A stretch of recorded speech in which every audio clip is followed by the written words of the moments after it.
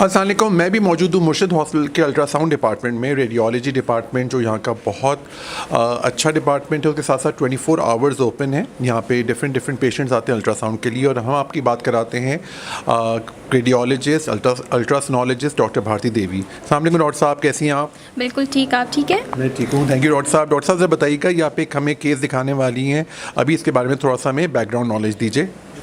Ji, I am doctor Bharti Devi from Murshid hospital. यहाँ का setup जो है 24 आवर्स ओपन होता है, और यहाँ पे किसी भी टाइप का केस आ सकता है, चाहे ईआर का हो, एक्यूट पेशेंट है, एक्यूट ईआर का पेशेंट है, या फिर गायनी ऑप्स का पेशेंट है, कॉम्प्लिकेट पेशेंट है। जो भी पेशेंट्स को बिफोर प्रोसीजर हमें जो है डीलिंग करना होता है कि either this is patient is risk और नॉट। तो आइए मैं आपको बताती हूँ। एक पेशेंट है फीटल वेलबींग का, तो उनके लिए हम जो अल्ट्रासाउंड करेंगे उसके बारे में मैं आपको बता देती हूँ। ये पेशेंट है फीटल वेलबींग का, और हमारे पास जी अभी आई हैं सेकेंड ट्राइमेस्टर में।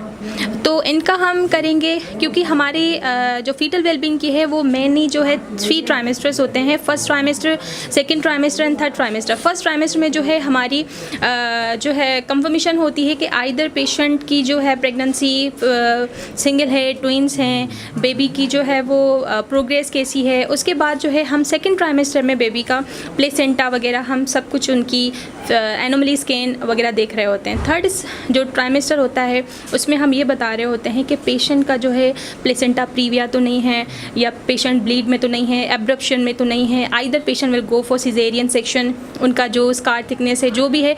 तो पेशेंट को बिफोर प्रोसीजर आइदर वो सी सेक्शन है या नॉर्मल डिलीवरी है, उसको हम जो है अल्ट्रासाउंड में हमें सब कुछ ये बतानी होती है। और उसके मेन जो फ़ायदे हैं अल्ट्रासाउंड के, it is free of radiations. Ultrasound में कोई भी रेडिएशन नहीं है, ऐसी रेडिएशन नहीं है जो माँ को जो है नुकसानदेह हो या फिर बच्चे को नुकसान। डॉक्टर साहब, ये आप फिर से दोबारा बता दीजिए हाँ व्यूवर्स के लिए, कि व्यूवर्स के दिल में बड़े शक हैं कि अल्ट्रासाउंड में ये हो जाता है, वो मसला होता है।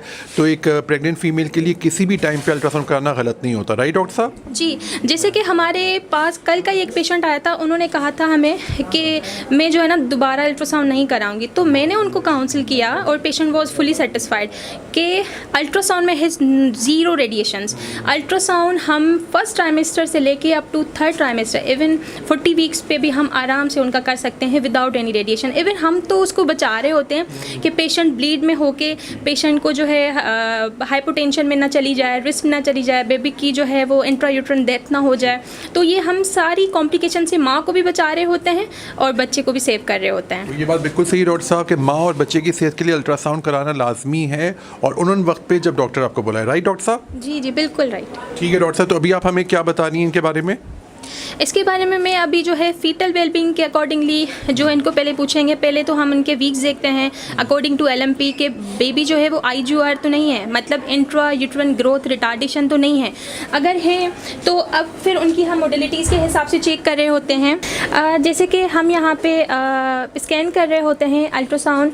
अब इनका जो हम प्लेसेंटा देख रहे होते हैं कि it is interior upper segment, and फिर उसके बाद हम इनको देख रहे होते हैं कि it is not low line. Low line का हमें ये बताना होता है कि पेशेंट अगर प्लेसेंटा इनका लो लाइन हुआ तो पेशेंट कैन ब्लीड।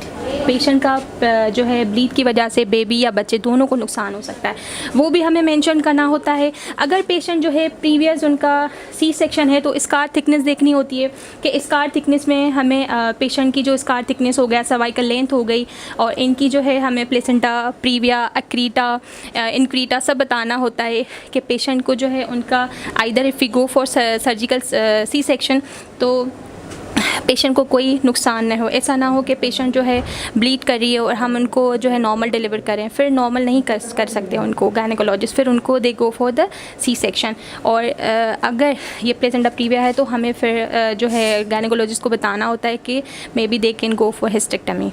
तो ये सारी कॉम्प्लिकेशन हमें बिफ़ोर ऑपरेशन, बिफ़ोर प्रोसीजर सब उनको गाइड करना होता है। और बेबी की पोजीशन भी बतानी होती है, आइदर ये बेबी जो है ब्रीच है या सेफलिक है, तो इसके अकॉर्डिंग ये बेबी की सेफलिक पोजीशन है। प्लेसेंटा, सेफलिक पोजीशन, इनके जो हम 4 मेजरमेंट लेते हैं वो BPD हो गया, FL हो गया, AC हो गया और HC हो गया, इन मेजरमेंट के अकॉर्डिंगली हम जो रेडियोलॉजिस्ट बता रहे होते हैं कि फिर इनको गायनेकोलॉजिस्ट सही से उसके अकॉर्डिंगली चलती हैं कि बेबी की जो है वो ग्रोथ कैसी है, वेट कैसा है, ये सारा सब कुछ हम A5 फ्लूइड वगैरह सब इनको हम अल्ट्रासाउंड के बाद ही बताते हैं कि अल्ट्रासाउंड के बाद वो सारी किस हिसाब से पेशेंट को हैंडल करती है। आइदर द पेशेंट को गो फॉर नॉर्मल डिलीवरी और सी सेक्शन। जैसे कि मैंने अभी आपको बताया कि ये जो है बेबी का हेड है जो इनकी सर्विक्स के नियर है, मतलब ये जो है सेफलिक प्रेजेंटेशन है। उसके बाद जो हम इनकी मेजरमेंट करते हैं वो इनकी 2 मेजरमेंट होती हैं, BPD एंड HC। उसके बाद हम जो है बेबी का है AC लेते हैं। AC की रीडिंग के बाद हम इनको ये बता रहे होते हैं कि बेबी IUGR तो नहीं है, इंट्रा यूट्रन ग्रोथ रिटार्डेशन तो नहीं है।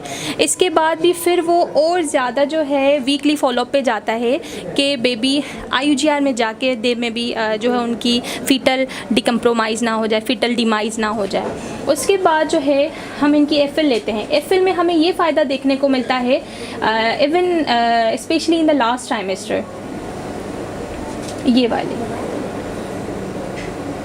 तो FL में हमें ये चीज़ें पता चलती हैं कि बेबी की जो इनकी जेस्टेशनल एज है वो वीक के अकॉर्डिंगली है या नहीं है, शॉर्ट है या लॉन्ग है। अगर नॉर्मल लॉन्ग है तो वो मे बी जो है फैमिली हेरिडिटरी हो कि उसके अकॉर्डिंगली फिर हमें बताना पड़ता है, या फिर ये चारों रीडिंग्स जो हैं वो कोरिलेट करती हैं नहीं करती। तो ये सारी चीज़ें जो है हमें आराम से अल्ट्रासाउंड गाइडेड जो है सारी चीज़ें बता के फिर हमें बेबी और मदर को पूरा गाइड करना होता है to the gynaecologist. Doctor Bharti Devi ने हमें बहुत अच्छी तरह से एक्सप्लेन किया, पूरा उन्होंने अल्ट्रासाउंड करके हमें दिखाया है। तो डॉक्टर साहब, किस तरह के पेशेंट्स आते हैं यहाँ पे ज़्यादातर आपके पास?